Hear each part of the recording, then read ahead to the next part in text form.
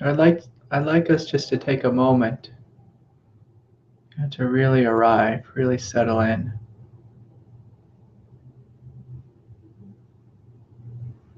We all have such busy lives in this world.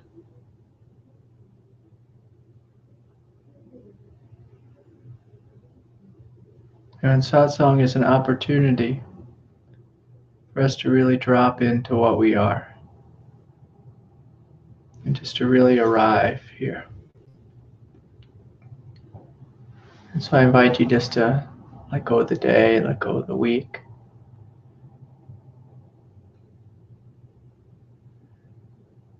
And put everything aside and turn the phone off and just really be here. To be fully here.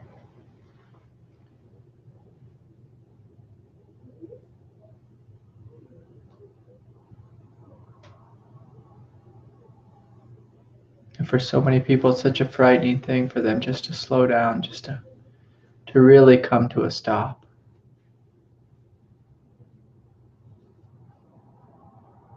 It can be frightening because oftentimes when we just slow down, when we stop, all the things within us which we've been ignoring and have been avoiding, they just come forward. And they're begging us for their attention.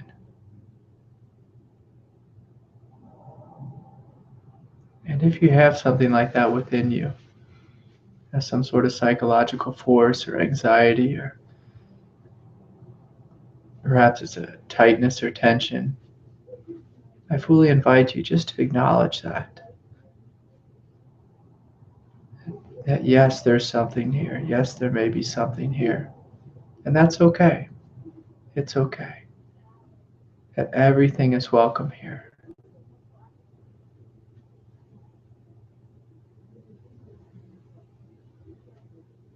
And so again, we're just taking some deep breaths, just coming into ourselves and really dropping into what we are. And of course, I also invite you to open to something greater. And you can open to your own presence, your own goodness, your own wonder. But I also invite you, to open to a transmission of grace, open to a greater divinity.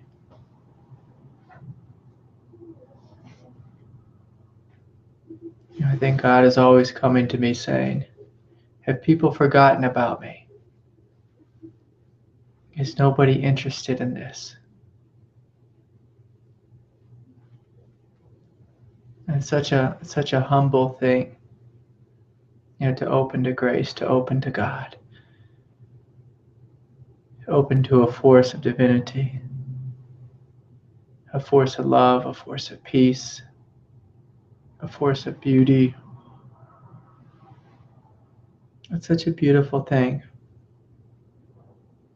It's such a subtle thing too. So many of us are plagued by our mind and are plagued by our emotional world. We are so accustomed to listening to the loud voices within us. We're spending all of our energy trying to avoid the loud voices within us.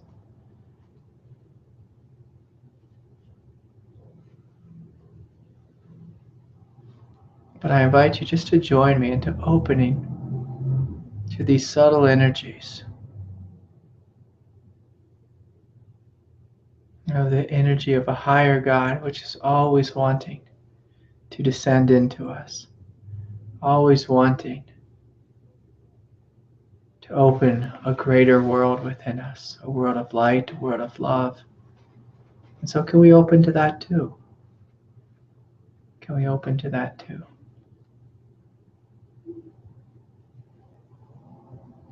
And so as we arrive this evening,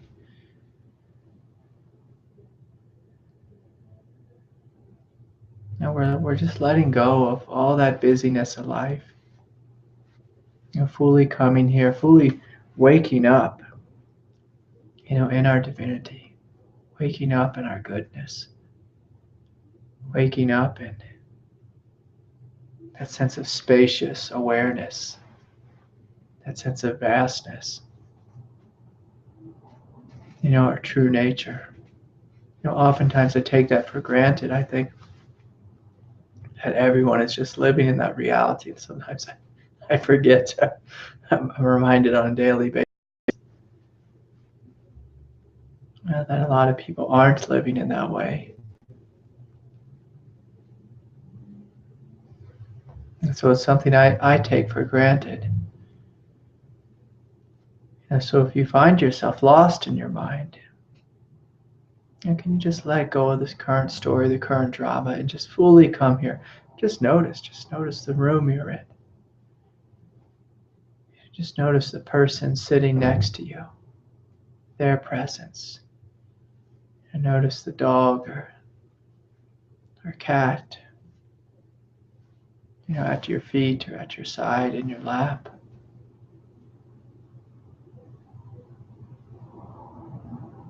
And the other night I was listening to my teacher Adya.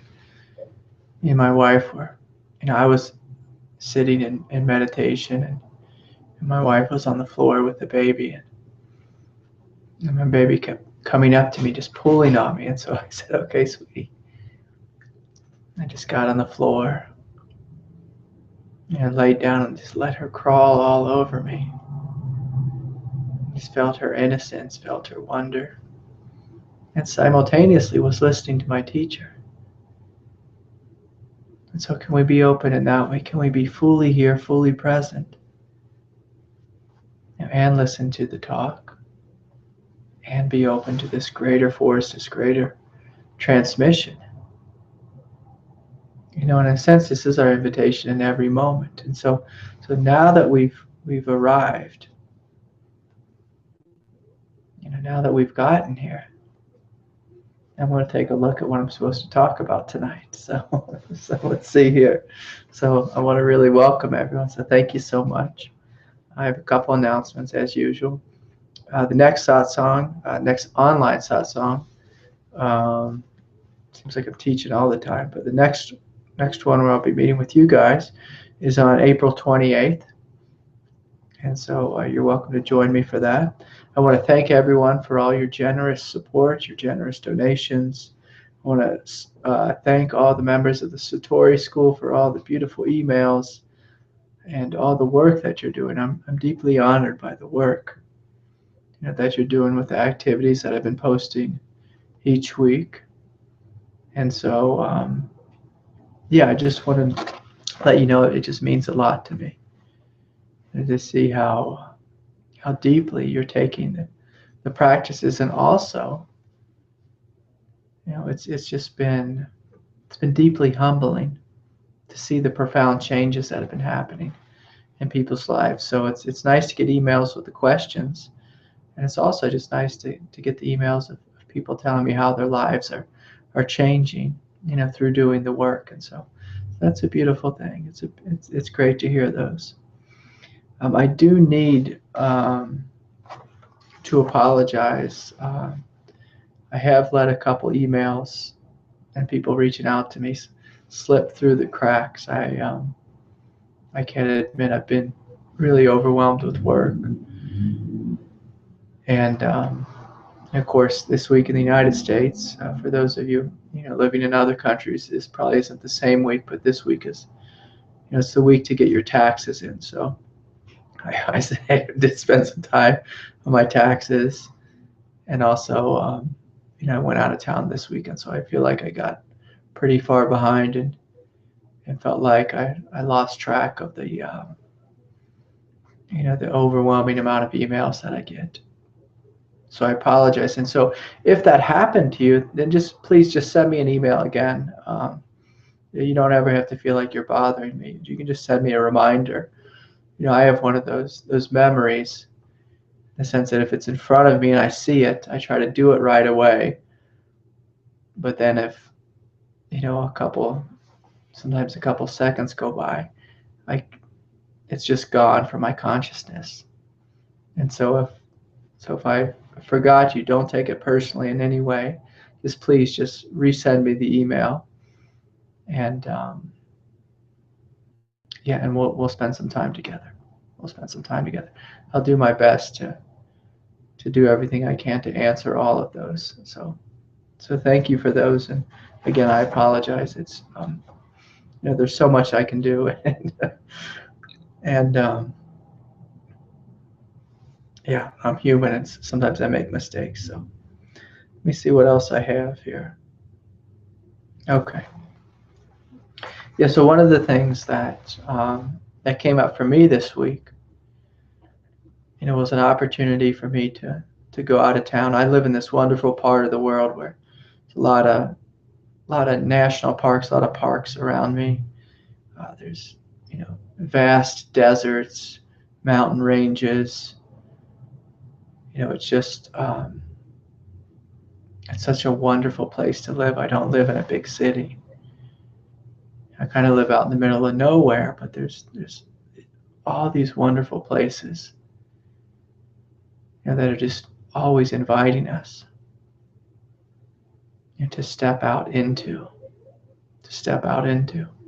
And so this last weekend, I went to this place called Canyonlands National Park, the Needles District, and outside all around it. In fact, just where I live, I mean, it's just miles and miles of free lands, of vast lands in every direction, mountains, and just all kinds of worlds. And so what I notice is, I've been just so busy with work. And when you get busy with work, when you get busy with family, I have a new baby, when you get busy in your relationship, we get into this world, we get into this virtual reality of our mind. It creates this whole story, it creates this whole way of being, and we think that we have to just live in this world, this reality. I don't even think most people question it. They just get carried away by it. And so the invitation of Satsang is for us just to stop that world completely. Just to completely stop it, like dead in its tracks. And to really open your eyes, just fully, and just see what is here, see what's before you, to see your partner, to see your child, to see your dog, to see the grass, to see the flowers, to see the sky, to acknowledge and fully feel your feelings. So that's the invitation of Satsang. That's the invitation when we come together like this. But of course, this isn't the only opportunity for this. Within our life, within our world, when we see ourselves just caught in this continual spiral, this continual self-created, self-fabricated world. And by that I mean we create the world we live in. We create the stories in our mind. We create our psychological defenses and reactions and judgments. And if we don't create them, they were given to us, by our parents, by our ancestors. And so it's good to get out of the house. It's good to go out to the park. It's good to get out of your comfort zone. It's good to try something new. It's good to jump into the river, jump into the ocean. And so this last weekend, I actually ran into an old buddy last week, a real rough guy. And me being a spiritual guy, I think a lot of spiritual people like everything to be nice, like everything to be padded, like the candles and the incense and the warm bubble bath. But if we just live in that world, where everyone's nice to us, where nothing disturbs us, and we're really padding ourselves from life, and we're creating, a virtual reality, not a true reality. We're creating some sort of fantasy world. And so I ran into one of my old old buddies. And he was talking, and he was telling me that, I asked him, what are you doing? It's like, oh, I'm going to Canyonlands. He goes there every weekend. He's a rock climber. He's actually an incredible rock climber. Better than most professional rock climbers. And me, I'm not a rock climber. I've climbed before, but it's not really my thing. My thing has been meditation. My thing is going on silent walks. My thing is say having a family and a family life. And so I live in this, I kind of exist in this small circle in my town. I go to work, I take care of my baby. I'm on the computer, I'm meeting with clients all around the world. But I ran into this buddy, and there was this invitation, to step into a new world. And it wasn't necessarily going to be a comfortable world. It's going out into the desert, going out into the unknown. With someone who's, say, a lot rougher than me energetically. Good buddy, he has a great heart, but he's a rough guy. A rough guy. And so I was just thinking about it, sitting with it.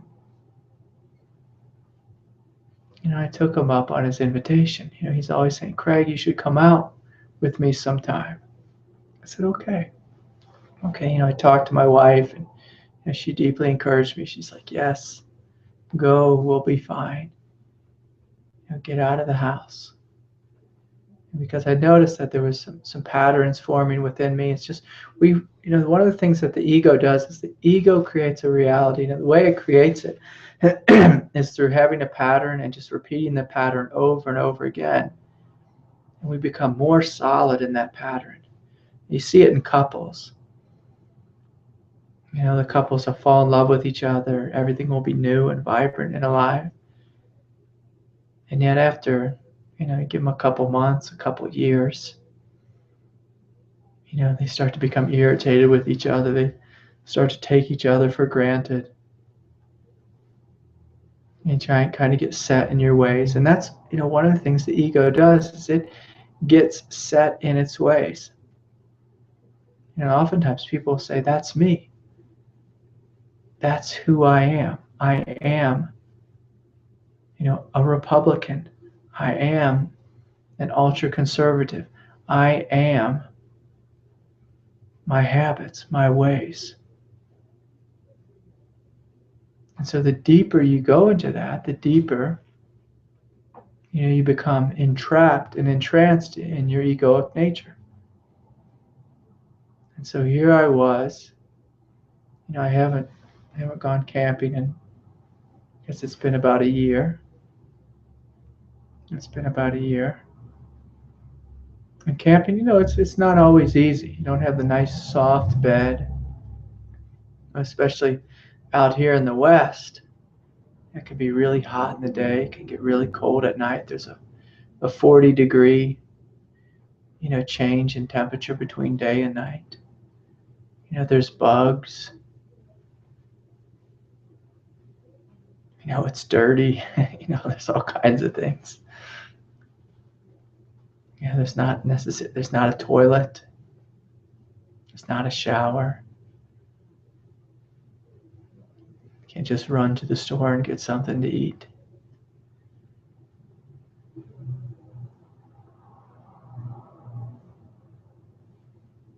And so I said, okay, I'll go. So I got in the car, and I got in the truck, and we drove out to the desert. And we got out there. And right away I realized, oh yeah, there's no work for me to do out here. There's no problem that I have to think about.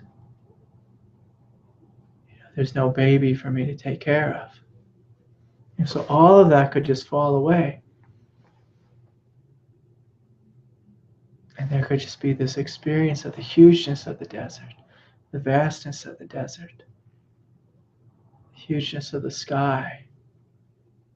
And there could be the the feeling, the rawness of being human out there. The rawness of, say, going rock climbing. Climbing up. We did this thing called crack climbing, it's a very particular kind of climbing. This is like one of the few places in the world where they have these long, these tall rocks, and they have these cracks in them. They're like, this wide or just, this wide. And you stick your hand in there and you climb up the rocks. It's very brutal. It's very, very painful. You jam your feet in there. You twist your feet and you climb up the rock. Very difficult way of climbing. Something very foreign to me. And completely foreign. So my body was challenged. My mind was challenged. My emotions were challenged. I was humbled because here I was with a professional, the best guy in the park, and he could do a 100-foot climb in 40 seconds. It took me, 25 minutes to get up the same climb.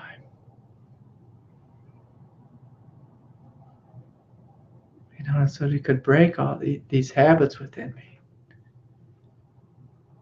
It gave me an opportunity to be humbled.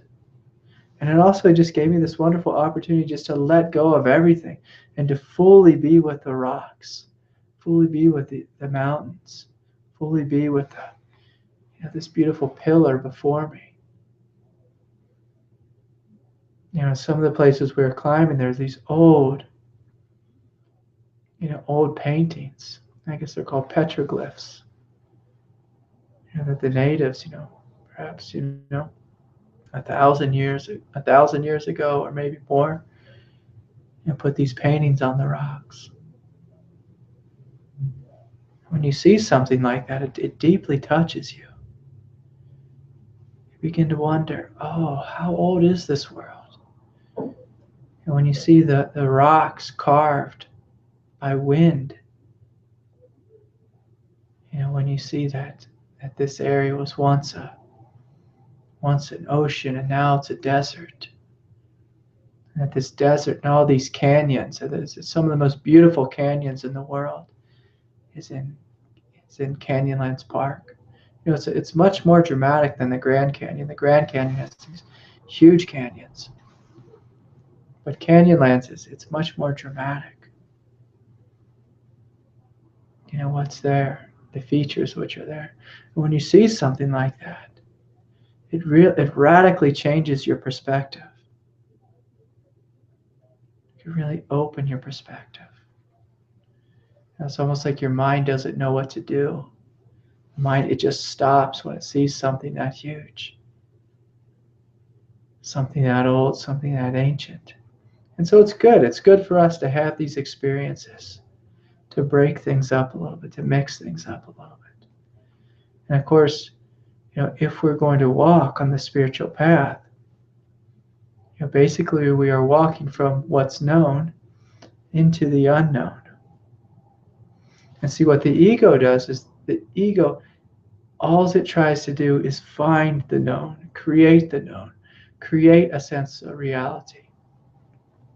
That's what an ego does. So the spiritual path is about walking into the unknown, walking in the opposite direction of our egoic nature. And so we have to be willing to be uncomfortable. We have to be willing to walk into new experiences.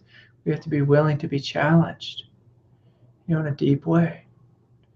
And these are the attitudes that are going to be helpful for us, if we want to be free. And so I guess that's the title, say, of tonight's satsang, is True Freedom. True freedom.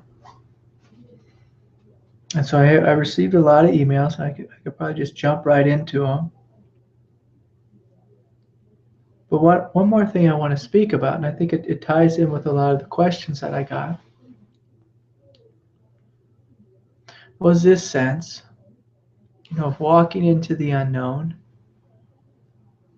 it's a lot like walking into the fire. Walking into the fire. And what the fire does is it burns off all that which is within us, which is no longer serving us.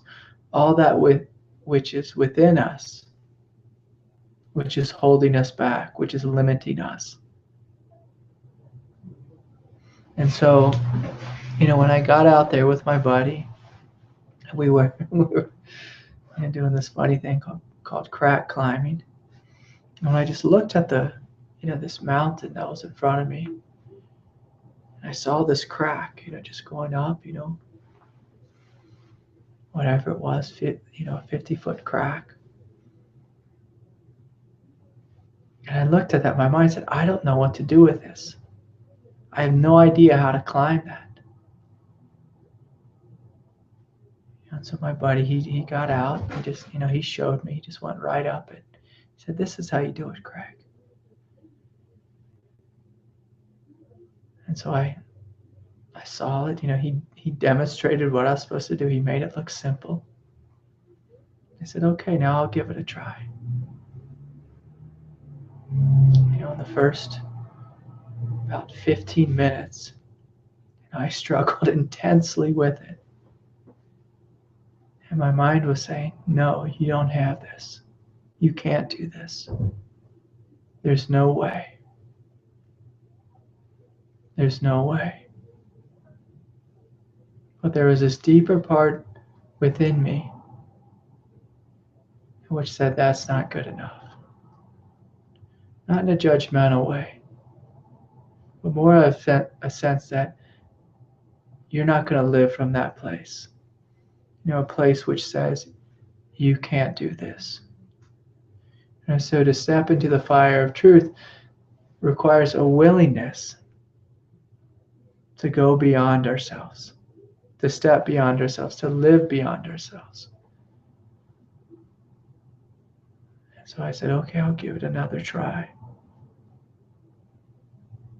And another try, and another try. I looked at my buddy, and I said, Johnny, I feel like I'm beating my head against a wall here. I can't do this.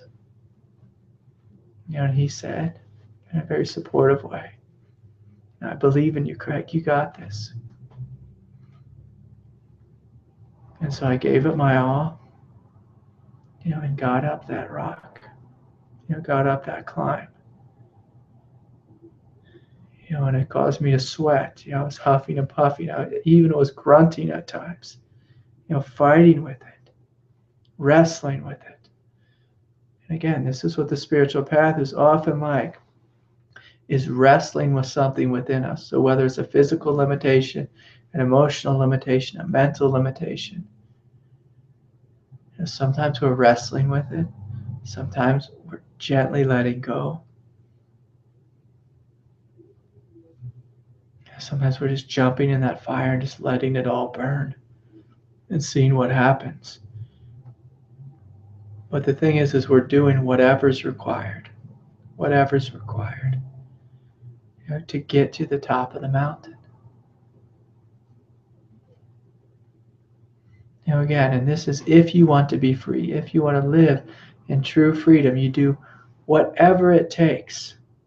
Whatever it takes. Failure is not an option. Failure is not an option for us if you want to be free. It's simply not. The thing about our egoic nature is it wants to give us every excuse in the world why we should stay where we are. I'm too big. I'm too fat. I'm not strong enough. I'm crazy. I don't have what it takes. Every day I meet with someone and they tell me some limited view of themselves, some story of why they're not good enough, why they don't have what it takes. And I never believe, a minute of it, because it's not the truth. We have every single thing within us. to do what we need to do, to open to our divinity, to live a life of freedom and joy and happiness. We have everything within us. No one else possesses anything that we don't have. Everything. All truth, all love, all joy, all bliss, all strength is within us. It completely and fully is. And so it's important for us to remember that we have what it takes, despite what our mind says, despite the conditioning, despite our upbringing, despite our parents. We have what it takes. Why? Because we are divine, because we are one with God, because what we are is good, is beautiful, is true. Okay, so that's a good place to launch into the questions. And so let me take a look at what we have. I'm going to start with this question I got. I guess it's over here. From a young kid, and he started practicing TM. And a lot of people, it's like when we're taught these meditation practices, a lot of times we open to something which is more than we can handle, and we can become a little bit unhinged, by these spiritual experiences. Now, from a big perspective, from a vast perspective, from a soul perspective, there's nothing that we can't handle. But I meet with so many people, they're walking down the street and boom, they have this huge spiritual awakening. And there's all kinds of crazy side effects and byproducts.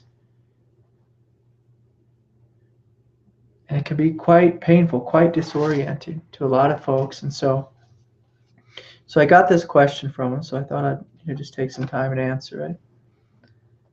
And he learned TM. And again, I won't go to the whole email, but he opened to these incredible worlds. But it was, it's when you open to an incredible world, it can be quite shocking to your egoic nature. A lot of times when we're sold meditation, when we're sold the spiritual path, we're sold the incense, the candles, the nice, wonderful experiences. But I meet a lot of people, who go through deeply painful experiences. Now, the painful experiences eventually become transformative experiences, but normally when they contact me, they're in a lot of pain.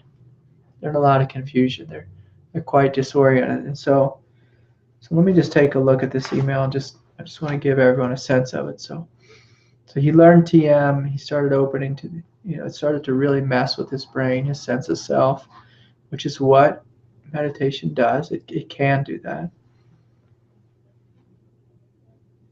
And this is what he's was saying. He quit TM, and then, we were talking about him maybe doing, getting back into it a little bit. And so he tried to get back into it. He started doing the meditations again.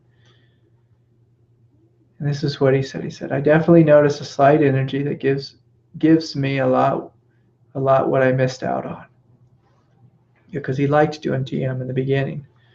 And then he got a little bit scared away by it. And then this is his experience that he's having. It's like I'll be talking to someone, and it's like I'm staring right through them. I hear them, and I understand what they're saying, but it's kind of like they're talking in slow motion, and I can't fully engage with them. The feeling of being disconnected from reality is quite frightening to me, and I fully remember how this bothered me while I was meditating a year and a half ago. I believe I'm doing a better job of not trying to push this feeling away, though. I just hate that my brain is sending me alarm bells that something is really wrong. When I'm experiencing feelings of disconnectedness. Any thoughts on this? So it's a great question. And it's a really common thing that happens with a lot of meditators. And again, sometimes it happens with people who've never even meditated before. And so there's this experience when life almost becomes like a movie. It's one of the beginning stages of awakening, and where you can just silently, it's almost like you're not in this world, but you see life like a movie. You see through people. It seems like this world is a dream, like it is an illusion. And from one perspective, it's absolutely true. It's absolutely true. And so, the big thing I'll start with is that there's nothing wrong with you. There's nothing wrong with your brain. And if you look at, say, what a brain is our brain, it's an instrument, it's a tool. But there's this greater thing here that's called consciousness. And so our brain, it wants to function, in a normal, everyday, healthy human way. And that's a great thing. It's good for us to function in that way. But when you walk onto the spiritual path, when you step onto the spiritual path, basically what you're saying is, I want to step into a greater reality. I want to experience a greater truth, a greater intelligence, a greater beauty, a greater spaciousness and vastness. That's what you're saying. That's what you're signing up for on the spiritual path. And keep in mind, there's not a person on the planet who's not on the spiritual path. So from one perspective, yeah, you have a choice. From another perspective, there is no choice. We're all in it together. And if you look at, say, humanity in general, we are evolving as a whole. And we are evolving out of being animal beings and into being spiritual beings. When I was rock climbing and I looked at the ancient, the petroglyphs, the paintings, on the sides of the rocks, I could feel into the consciousness of the people at the time. Very earth-like, very, centered in the earth. A very primitive way of being. A lot of people say we need to get back to that way of being. But God doesn't move backwards. God is one giant evolutionary machine. And so as I felt my consciousness and felt into, say, the consciousness, the people who made the paintings, it was radically different. Their mind was much different, much more primitive. And again, not in any bad way. But that's what's happening. Our world is a world of evolution. In the park that I was at, it also had dinosaur tracks. It's hard to deny evolution. And so whether we like it or not, we are evolving into something greater. And evolution is a messy process. It can be a painful process. It can be a disorienting process. And so as you meditate, in response to the question, as you meditate and you begin to step into these other worlds, if you're holding on to your egoic nature and comparing your egoic nature to what's happening, it's going to be frightening. It's going to seem like there's something wrong with you. I meet a lot of people and they've been diagnosed with all kinds of psychological disorders, and they tell me about their experience. And I say, oh no, that's a stage of awakening you're going through. They say, oh really? I say, yeah, really. Do you feel spacious? Yes. Do you feel like all of life is a movie? Yes. So to one person, they may say, I feel unconnected. But if you, in the first stage of awakening, when you open up to vast spaciousness, oftentimes it feels disconnected. I call that a transcendent awakening. Transcendent means you're transcending this world. it will feel like life, your everyday reality, which isn't reality. From an egoic perspective, it is reality. But from the transcendent reality, everyday life will seem like it's not real. And so I invite you, instead of being afraid of it, instead of being frightened of it, explore it. See what it's like.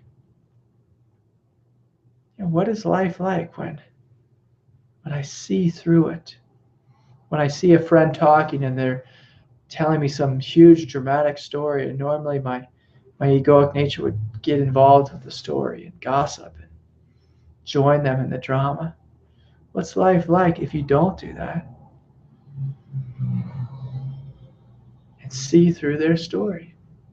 Can you feel the freedom in that? Can you allow yourself to be that big, to be that free? Now, again, what an ego wants to do, an ego likes to keep everything contained.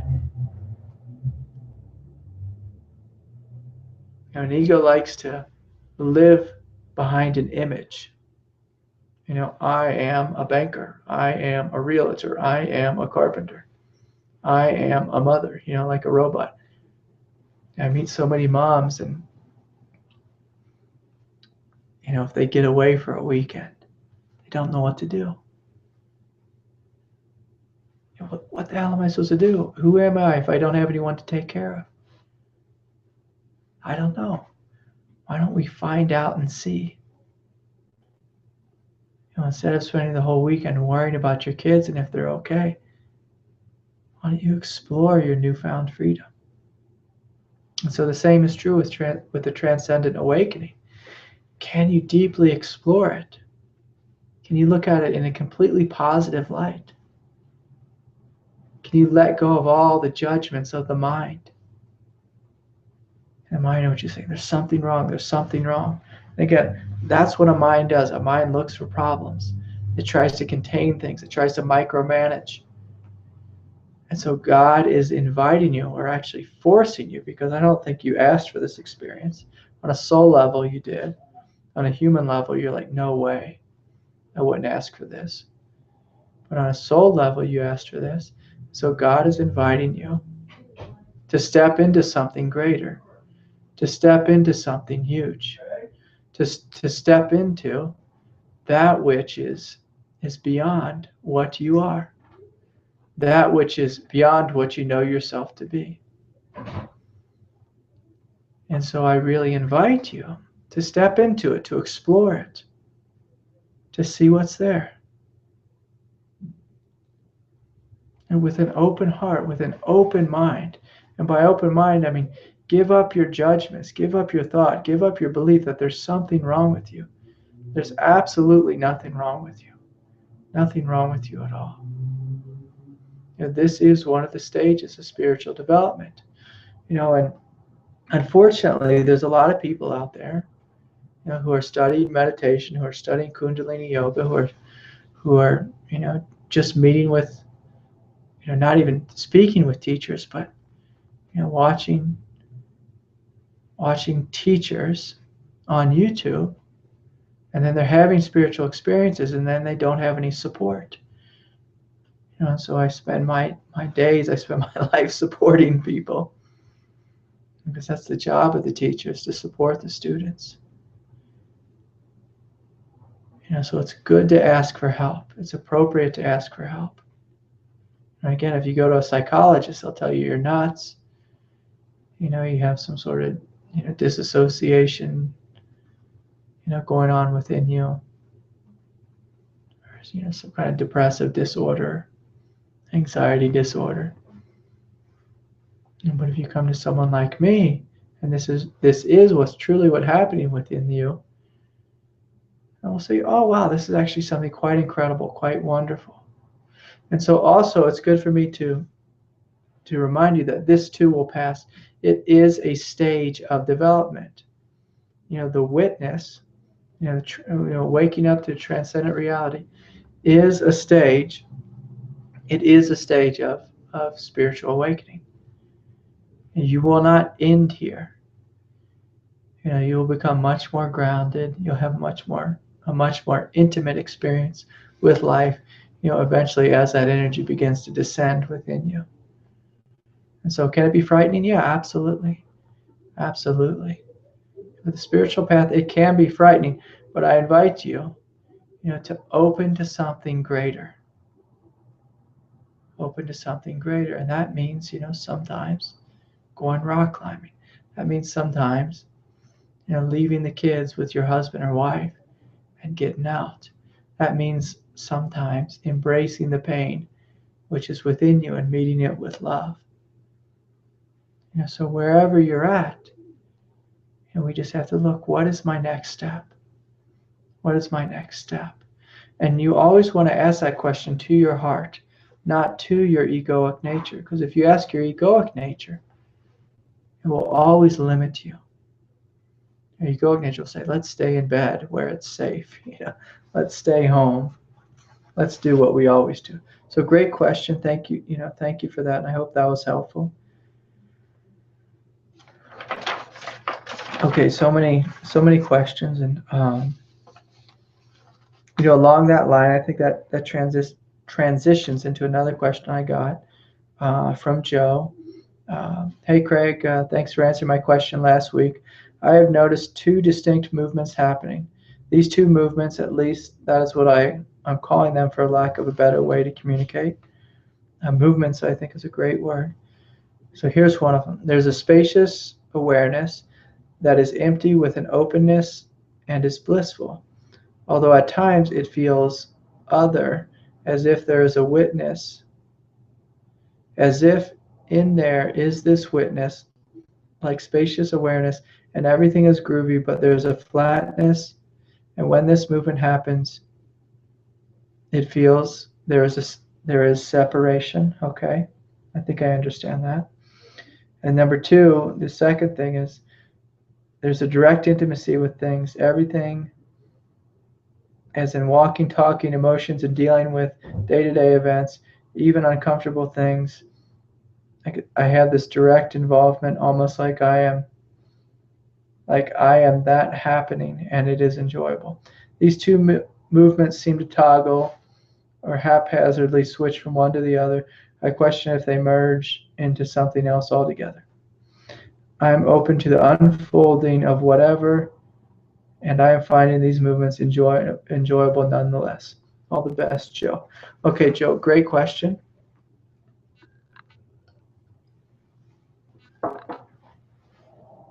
And it actually brings up a huge topic: is where are we headed? Where are we headed with our experience? And so there's all sorts of levels of awakening. There's all sorts of experiences. I can talk about the 3 or 4 major ones, and I'll talk about that here in a moment. But ultimately, in a very interesting way, it's like whenever you go to see any teacher, they try to tell you that this is the ultimate reality.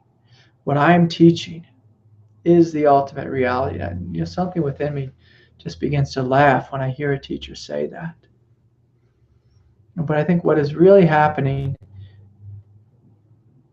is that each teacher aligns, with one level, of existence, one level of a spiritual plane, and then they just teach from that level. It's rare to find a teacher, who's always continually opening to greater and greater levels. If you look at someone, say like, someone like Hamid, A.H. Almas, he teaches in a way where realization is ever unfolding, ever unfolding. If you look at some of the different Buddhist schools, the Zen school say this is the ultimate reality. The Tibetan Buddhist teachers will say Dharmakaya is the ultimate reality. Vipassana teachers will say this thing is the ultimate reality. Non-dual teachers will say there is only awareness or whatever it is. That's the ultimate reality. Kundalini yoga teachers will say, oh, the Kundalini, cosmic consciousness is the only reality. But it's kind of like when you sign up with a path. I shouldn't say it's kind of like, but when you sign up for a path, that path is headed in a direction. It's leading somewhere to some plane of existence. And so you really have to look deep within your heart. What's true for you? What's true for you? And so, the internet, the world is full of all kinds of teachers. And you have to look what teachings, what lineage is true for you? Which one does your heart resonate the most with?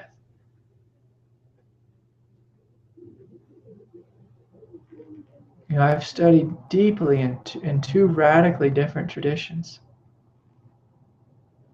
I noticed that both teachers were trying to take me to one place or another.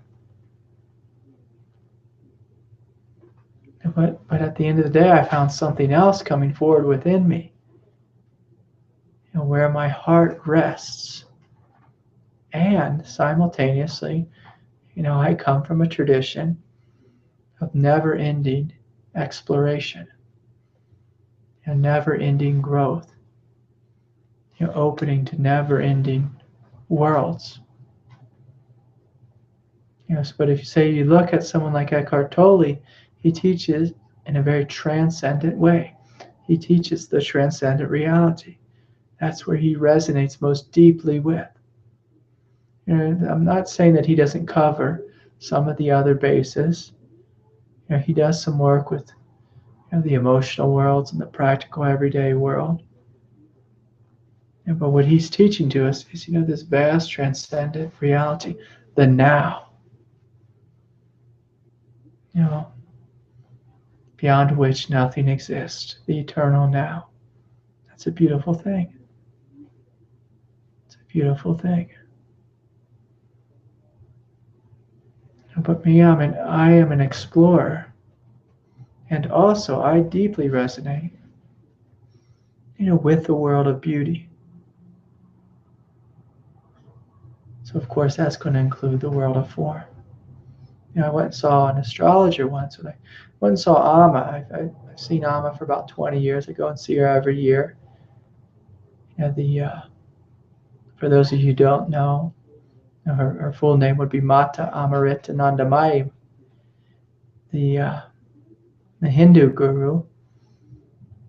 And there's an astrologer there, kind of travels with her. He does a tour with her. I went and saw him, and he gave me this reading, and he said, your life will be a life of beauty. It's like you are on the ray of beauty. I see 7 rays, and we tend to incarnate on one of those rays. And that tends to be where we end up. That tends to be what resonates mostly with our heart. And so when he said that, at first it shocked me because I thought he was going to say something, that you are going to be, of this spiritual lineage or, whatever. But he said, your world is a world of beauty. And it took me a while to get it. It took me for a while to get it. But, like when I wrote my book, Fully Human, Fully Divine, Awakening to Our Innate Beauty through Embracing Our Humanity. And so for me, I deeply rest with the world of beauty. Like when I look at my wife, every time I see her, I fall in love. When I look at my 13-year-old daughter, wow, she's so beautiful. When I look at my baby, my God, you're so beautiful. When I look at my dog, Doodles, this little Shih Tzu, he's so beautiful. When I look out at the world, when I look at the rocks and the trees, the mountains, the sky, it's so beautiful. When I see something terrible, I see beauty there. I experience beauty there. And so for me, I've had all these profound, experiences of awakening, The transcendent, the heart, the deep mountain of emptiness, and this deep sense of indestructibility, this overwhelming force of evolution and Kundalini energy. And I could rest in any of those places. They're all, they are a distinct world. And also, I'll say paradoxically, they all dissolve into one world too. But I noticed, that throughout my experience, this sense of beauty just continues to come to me. A sense of seeing life, meeting life, experiencing life through the heart. And when you see and experience life through the heart, you see beauty. It breaks my heart when I look at someone. I see overwhelming beauty pouring out of them. And they say, I'm ugly, I'm no good, I'm rotten, I'm unlovable. It literally makes me cry because it's in such opposition to what I see, to what I experience. And so in answer to your question, normally awakening happens, in 3 or 4 stages. You wake up and out of yourself into this transcendent reality where you're witnessing life. It seems like there's you and then there's all of life. There's a lot of spaciousness, there's a lot of vastness, there's a lot of room. It feels like almost like you're floating above life. And at times it feels wonderful and heavenly. And at other times, like you said, it'll feel flat and dead.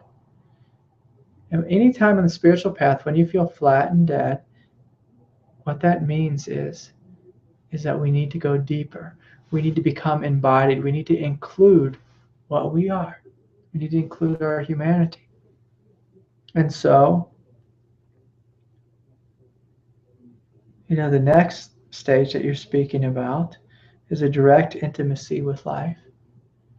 Where you're feeling intimate, you're feeling one with life. Another thing about intimacy is to truly be intimate with everything, you have to be willing to feel and experience everything without reservation. Without reservation. So that which feels good and that which doesn't feel good. Ultimately, what you find is if you open fully to everything, every experience, fully and completely, even the most terrible experiences, ultimately what you find is that they are all made up of beauty, truth, intelligence, spaciousness, even the most terrible things. As crazy as that sounds, that's the ultimate truth. The world is made of Sat Chit Ananda. Peace, bliss, and intelligence. And so, yes, it's true that, while we're going through the stages of awakening, you'll wake up to one stage, and you may get lost in your ego again. And then as you embrace your egoic nature, you may find yourself opening to a greater stage of awakening. And so it's a funny thing. Oftentimes people talk about having these incredible experiences, of awakening. They write to me, Craig, I had this huge, overwhelming, transcendent cosmic consciousness experience. I say, okay, great, beautiful. And how you doing right now? Oh, now, I had that experience. I know it's true, but they go on and, they show me how they're lost in their egoic nature. And they're just trying to get back to that vast experience which they had. But the thing that I find is that, and sometimes you can get back there. If it's appropriate, you'll go back there.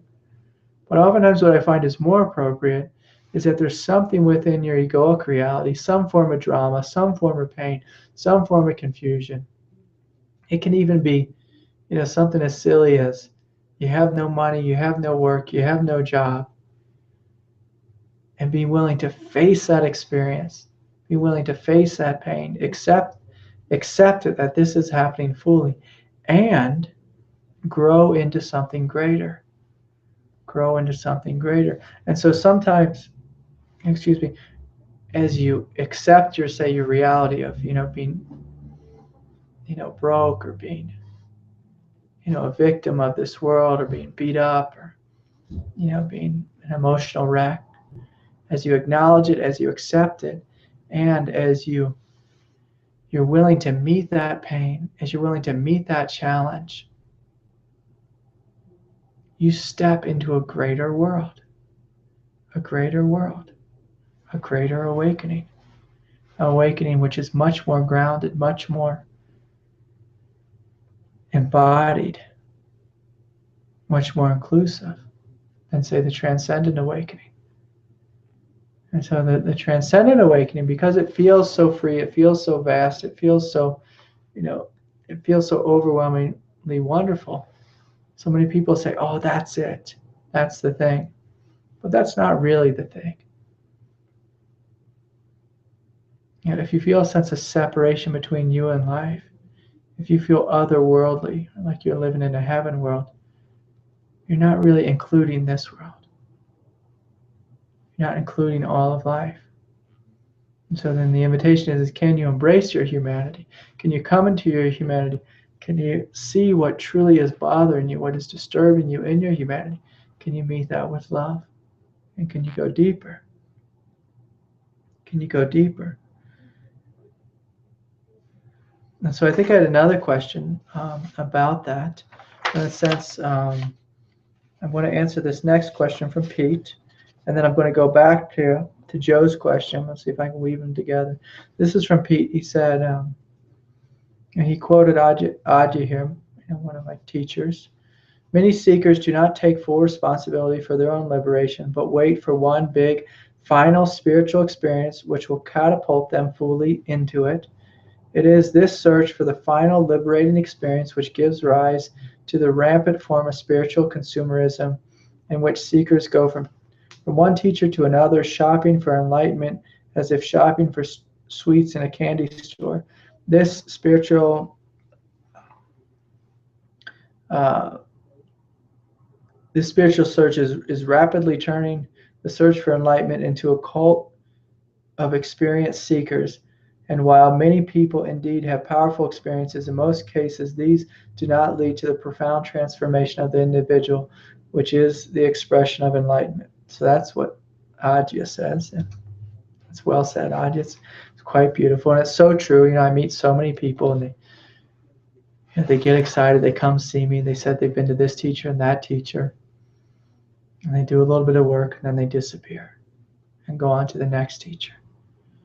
And just looking, I see them, almost like a satsang junkie. Oftentimes when I travel, I meet folks like this, who just come and they just want to get the next jolt and think they're going to be blasted into a reality, and hope a teacher can just that experience through the teacher, through the transmission, will permanently put them in some great transcendent spiritual place. And it's just not the case. It's not the case. We are human, and we have to do our work. At the end of the day, we have to do our work. Now, the individual who has a deeply sincere heart, who's willing to do his work, who's willing to follow what's true within him, who's willing to embrace the pain, who's willing to outgrow his or her ego, at the end of the day, she is the one who will find herself living in true freedom. In true freedom. And so it's a beautiful quote by Adya. And, as Pete says here, as someone who treasures the memory of past peak spiritual experiences, who sees them as some sort of milestone leading to enlightenment, it's easy to get caught up in the sort of spiritual consumerism Adya warns about. How does a seeker avoid the cult of experience and get into the real work of profound transformation of the individual? Well, I think he answered your question, there, but, how does one get into the real work of the profound transformation of the individual? Is through doing the deep work within your humanity. is through taking the next step within you. Having profound spiritual awakenings, spiritual experiences is incredible. I've had thousands, perhaps tens of thousands of incredible spiritual experiences. And my teacher David, I just walk into the room with him and be transported into another world, another reality. And my days with him, the 20 years I spent with him, was one spiritual experience after the next. But those experiences do not become grounded in us unless we're willing to do our work.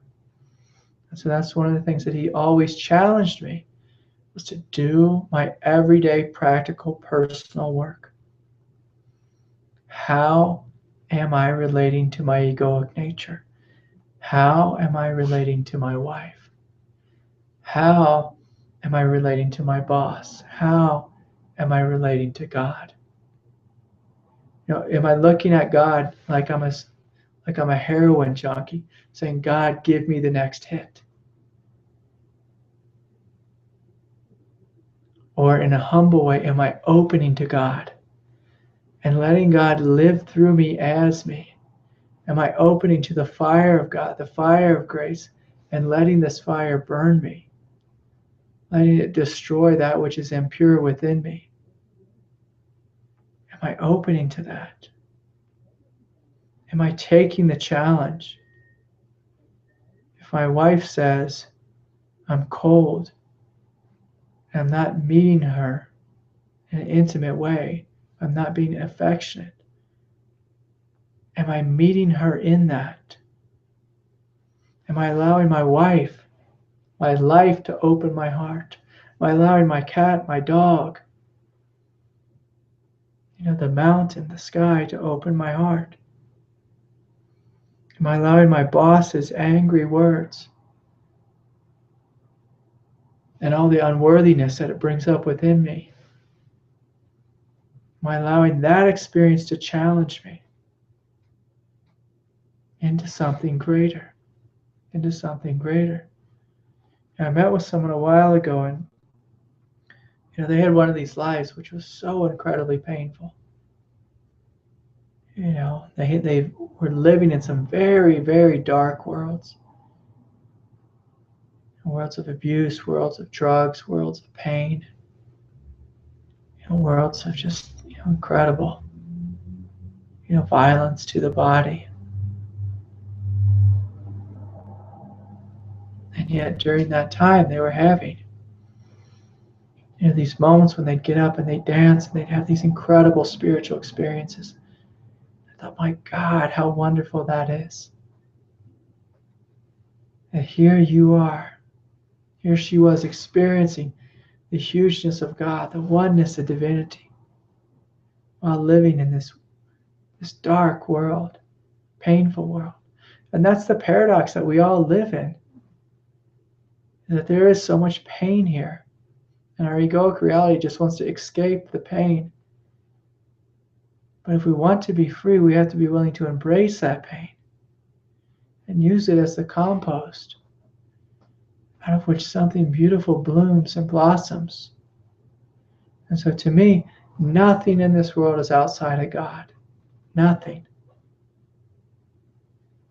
So in a sense, Pete, it's the willingness to give up the search for the next experience or to get back to some spiritual state, but to fully come into what's in front of us.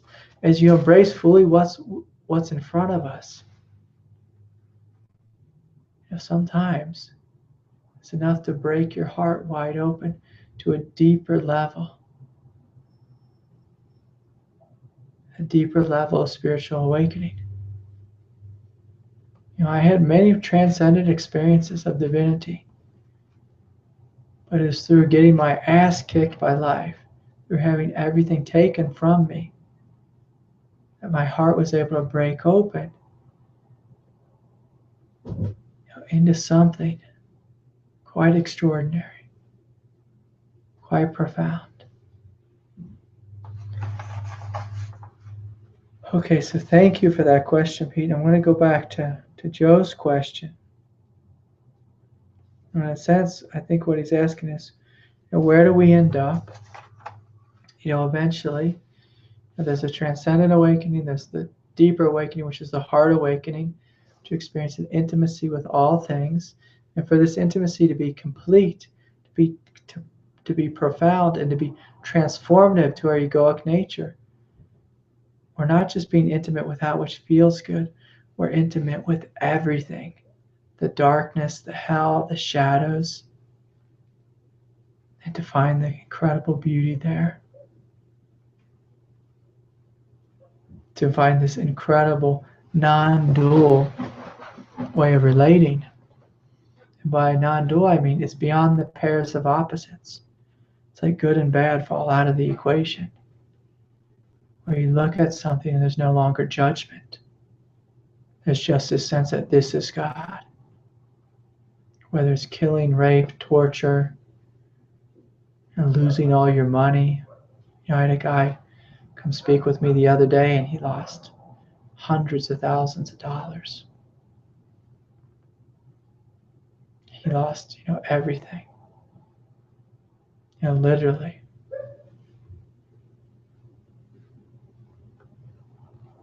And I had to tell him this painful reality that this too is God.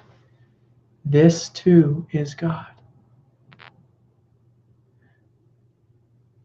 And his egoic nature did not want to hear it. Our egoic nature likes to hear that God is good and kind and beautiful.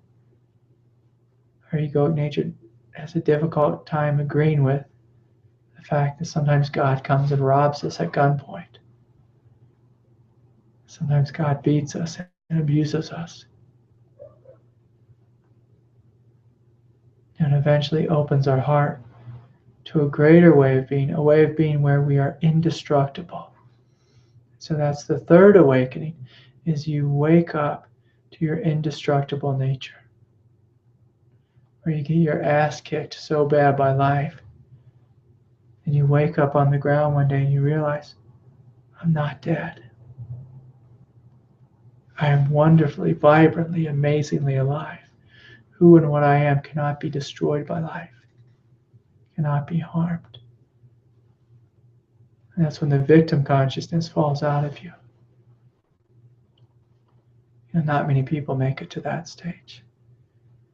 Most people like to get to the heart opening stage, the heart awakening stage, where life feels good and they're experiencing overwhelming bliss. But not many people are willing to give up that bliss and to embrace the hell of life. But again, what I'm speaking about is true freedom. True freedom means we're free in the lands of hell, in all the hell worlds, the hell realms. Doesn't mean it doesn't hurt. Doesn't mean that it's not painful. But there's this deep sense of knowing that who and what we are ultimately cannot be harmed or destroyed. And so in that place, our mind begins to reorient. We no longer see good and bad. And one of the greatest markers is that we're no longer comparing our experiences anymore. We've kind of given up. We've let go of any thought of what liberation is, what freedom is. Spiritual seeking just falls away. Oftentimes people think spiritual seeking falls away when they get to the transcendent realm, and it does. For a brief moment, it falls away. The kind of seeking that I'm speaking about is the seeking for pleasure. Falls away. Sometimes, someone will invite me. Do you want to, let's go do this. It'll be fun. And I'll be like, what is fun? What is that? What I'm speaking about is a different kind of reality. Beyond good and bad. Beyond seeking pleasure. Beyond seeking gain.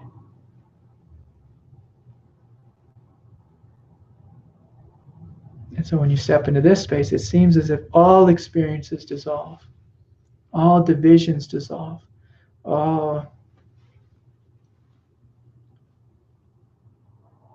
Any sense of separation dissolves. And your humanity and divinity become one. And in a very paradoxical way, you feel extremely ordinary, like completely ordinary. Like ordinary being like oftentimes I feel like a teenage kid, you know? But when I was a teenage kid, I mean a teenage kid without any problems. Like a teenage kid who's, you know, going on his first date. And a teenage kid who's driving a car for the first time.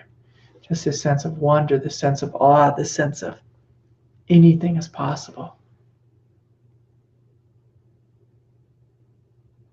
Not the teenage kid of the hell world, the drama, not that kind of sense, but just like this childlike innocence, like a oneness and unity with life, knowing your goodness, knowing your divinity,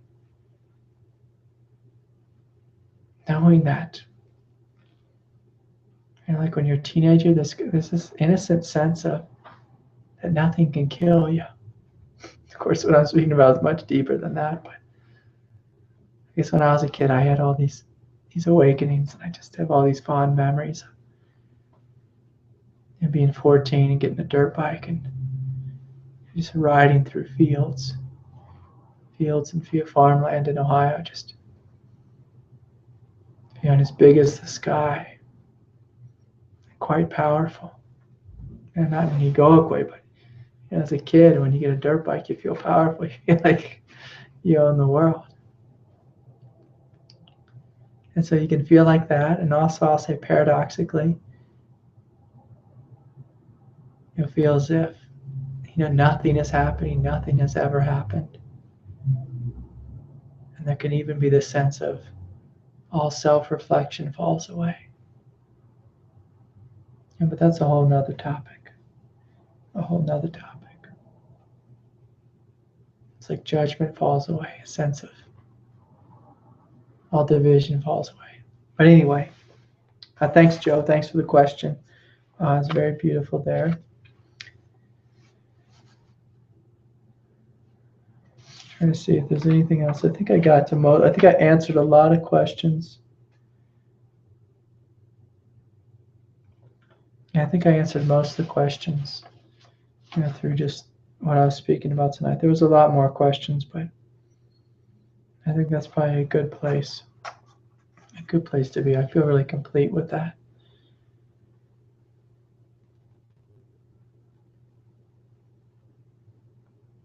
So the last thing, just before we end, if we just make this real practical and just real down to earth, is there a willingness within us to embrace, to acknowledge, to meet whatever is in front of us deeply, and to really know that we have the inner resource. We have the inner resources to meet whatever is there. I think that most people don't know that they have what it takes to meet whatever it is which is arising. And to truly know that. And so then to know that, you have to be willing to take the time to be silent and just to feel into your divinity, to experience your divinity. And to really know that that is what you are. And so the bottom line, the practical truth is, we let go of the mind.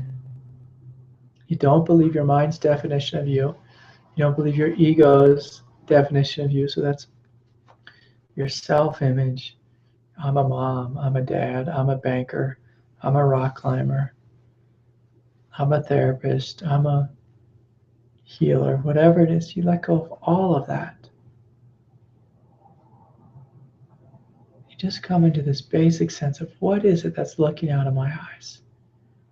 A childlike innocence, a childlike beauty, a quiet sense of hugeness, which is what you are. You're willing to live from that place. Willing to live from that place. So that's step one. Waking up to what you are and living from that place. And then as your egoic reality comes forward, as life comes forward, you meet your life with love. You meet your life with this inner strength, this inner truth. You fully acknowledge the pain that's there. You acknowledge it, you feel it, you experience it. If you need to cry, you cry. If you need to take a class on how to communicate with your wife or your husband, you do that. You open to feedback, you open to criticism. You open to your pain, you open to your sadness, you open to your anger, you open to overwhelming feelings. And it's through that door that you deepen into something greater. It's through that door that what you are becomes realized as greater. It's through that door as you open to a sense of greater faith, greater trust, greater knowingness in the divine. And that's what the spiritual path is about. Opening up to what you are and to allowing that divinity to live through you as you. So I thank you so much for sitting with me this evening. I want to thank you, those of you who have joined me from all over the world, those of you who stayed up late, who've gotten up early, those of you who are watching in the middle of the day. I want to thank you. Of course, I'll do a reminder, I do Skype sessions for those of you who are interested in meeting with me. Just send me an email. And also, I'm supposed to say here that this satsang is supported by donation and by the Satori Sangha students. And thank you, all the students who are tuning in and who support this work, in this broadcast tonight. And thank you for those who make donations. There's a link on my website where you can make a donation. So thank you for those. I'll be back on April 28th, which is 2 weeks from now. It's a Tuesday night or Tuesday morning or Wednesday morning, whatever time it is where you're at. I look forward to seeing you then. And in the meantime, I wish you the greatest experience of love, openness, and unity. And may the whole world wake up to their goodness, their love, their beauty. Thank you so much. Take good care.